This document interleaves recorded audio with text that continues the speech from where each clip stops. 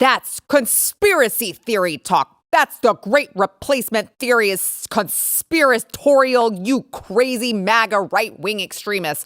Well, it's just that places like New York are already doing this in local elections. They are allowing non-citizens to vote in local elections. And now experts are saying that a loophole in Arizona's election procedures may allow non-citizens to cast federal election ballots in the 2024 presidential election. This is Democrat Arizona Secretary of State Adrian Fontes, who crafted the election procedures manual to permit individuals with unverifiable citizenship to register as, quote, federal-only voters and participate in federal elections.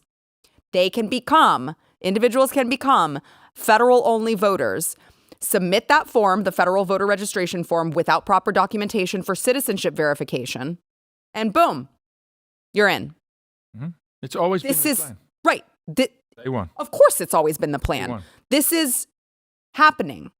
As much as they want to claim this is not happening, this absolutely is happening. Hello? Are the smoke alarms going off yet? Is this a 5-alarm fire yet? They are literally trying to create loopholes so that illegal immigrants can vote in federal elections. Before I thought, New York's doing it, but it's local elections and I can't control what New York does in their local elections. We're talking about the presidential election. If you don't think that this is what the whole master plan has been, I don't know what to tell you at this point. What's stupid is it's kind of a version of, they made a documentary that Tom Cruise and Nicole Kidman starred in called Far and Away. One of the best documentaries ever. But remember that it was based off of what they were doing, and that was based off of real history there in New York, where they would take in the Irish immigrants right off the boat and then pull them in, give them a place to live, give them a job, and get them voting. So that the person that was giving them this was the one running for office. It's exactly the same. That's what's so ridiculous. How again we go back to you're labeled a far right or an extremist if you point this out. It's so obvious. Right. Or a racist. It's been done all throughout our history. Right. And no one has agreed with it. But now, no one agrees with it unless they're benefiting from it. Right. And they found a great way to benefit it off of it this time. How does this make you feel, Jaco? As a 15 years to legal, become 15 years to become a citizen, close to $100,000, deep into $90,000, the legal way, right? Not that I'm advocating that that's necessarily right, but I understand. I come from a country that was apartheid, that still doesn't have free trade with the United States, which means it's one of the most difficult countries in the world to even get a visa, but I'll do it the same. And it should be that way every single time. So no, it's infuriating, but to know that it was always the plan, right. What's most infuriating to me is we called it day one. Day one. Yeah. This is 20-something months ago, 2 years ago. You call it day one. This is what it is. It looks like a pig. It's a pig. We don't need to investigate. It's a pig. Okay, you can put lipstick on this thing, but I'm telling you, this is a pig. And they're going to give them... Now, not just that, we're employing some of them in police forces, giving them a gun. Mm-hmm. Great point. To enforce the law. You think they won't let them vote? They're giving them a weapon. Illegals, non-vetted. Okay, he was Javier yesterday, he's John Smith today, he was John Smith yesterday, he's Keon tomorrow, right? Pick a name on the border, right? A weapon to enforce the law on other Americans, they're not going to let them vote. It's always been the case because it's the playbook. Right. It's not a playbook that was written in 2020. This playbook is a Marxist playbook. It is a nationalist playbook. It is an authoritarian playbook of how you break a culture. And I said from the beginning, their number is 15 million because that 4.5% illegals crossing in a certain term, unvetted, toppled London, toppled Zimbabwe. You can look at all the cultures, and that was 15 million for us. And I think we're at 20. Which is why our country will cease to exist as we know it if we aren't serious about mass deportations. It literally is the only way at this point I see this country surviving through all of this because, to your point about the voting aspect, we're also talking about economic ramifications far into the future. Let me give you this one. New York City Mayor Eric Adams has launched a $53 million pilot program to distribute prepaid credit cards to migrant families staying in the hotels. So they're going to provide the asylum seekers at the Roosevelt Hotel now with city funds for purchasing food. Now, it is a pilot program, so we're going to do 500 migrant families to start in short-term hotel stays, replacing the current food service. And migrants are required to sign an affidavit pledging to spend the funds only on food and baby supplies to remain in the program. So don't worry. The same person who abused their way into the country, came in the country illegally, disrespected our laws enough to come here breaking the law, that person, if they'll sign an affidavit, they're gonna super pinky promise.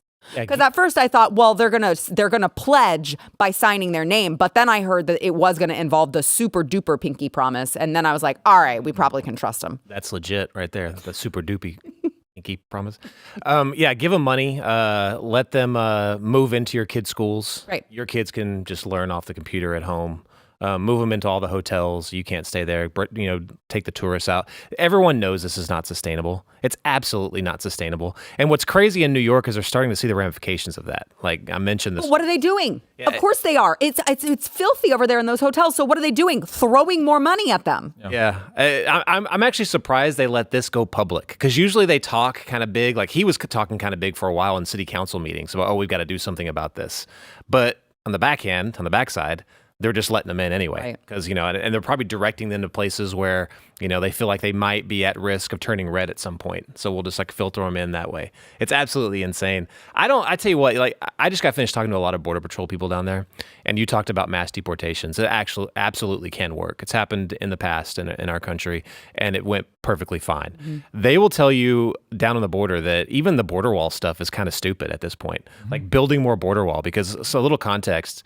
And I saw a video on Twitter. It was like those history and historical videos, and it showed Texas, being the first state to put up a border wall by themselves or something like that. Well, the context on that, and this, Jaco, is the border wall is already, it's like 75 meters, 100 meters away from the actual border. So by the time they cross the river and come up to that border wall, they're already safe to make their claim. It's called landed migrant. It's ridiculous. So yeah, you have legal status at that point. Legal status as a landed migrant. That is a immigration law. So by the time you get to the famous border wall, it's already over. Yeah, it's over. Wow. They get processed, and it was different under the Trump administration because they didn't have the catch and release. Yeah. So that is the biggest issue right now is the catch and release. So they get all the way up to the border. They're already fine. They make their claim. There's a decade backlog. I've been told now that we heard we were shocked by it's 3 years, and then they can they're supposed to report back in for their case, which usually they never do. Right. Well, now they don't even have a date on most of them because it's so backlogged. Right. Notice to appear had a date. Sarah, here's the deal. A couple things real quick. The money issue. It's been going on since day one. Mm-hmm. Since day one, when we track them in 18 months ago, $200 cash, plane ticket. It's been going. It's leaking out now because I think it's another way to appease some of them. The bigger story is this: when I was at the Roosevelt, remember I posted that story. They only keep them 72 hours. It's winter in New York right now. New Yorkers, it's cold. 72 hours. Now you're out on the street. This is a woman and 2 little children out on the street. $500 not going to last you very long. Even if you give them $500, give them 1,000, right? How long is that going to last you until people are hungry? So crime's going to spike because when people are hungry and they're destitute and they sleep on the heat grids in the streets of New York in the subway, now you're taxing the healthcare system, the public services system, the shelter system. And so what are we doing? Oh, all veterans, you go out of assisted living. Migrants come in. Right. Did you see the VA where they're showing veterans away from the VA? Mm-hmm, yeah. Which is already absolutely diabolically dismal. All right. It's appalling how we treat our veterans, but they let migrants in. So it's not just the money. It's the whole system is stressed to the max. $3 billion a year already that we spent on Texas schools alone. Yes. Already. For illegal. It's been going. This is not new. It was since day one. So New York, just to kind of wrap this up here, and it is every 28 days they refill that prepaid credit card, $1,000 for a family of 4 for them to spend on Again, the super duper pinky promise, it's just, food or baby supplies. But this follows recent contracts in New York totaling $137 million with city hotels to provide over 750 rooms for the asylum seekers, as the city houses more than 66,000 individuals and amid a crisis estimated to cost $10 billion through 2025. New York. That's New York. Yeah, by the way, when you go there, when you go to the Roosevelt, right? It's not just the Roosevelt, because I was there, right? It's all the restaurants on the block are only for migrants. The laundromat, only for migrants. Americans that live, because New York, every 10 blocks, the city repeats itself. Every 10 blocks is a coffee shop and a laundromat and a donut shop. I mean, that's New York, right? Well, you live in that vicinity. Sorry. Your life is altered forever. You now go 4 blocks down to go wash your laundry or go do what you do, your breakfast or whatever. They don't care.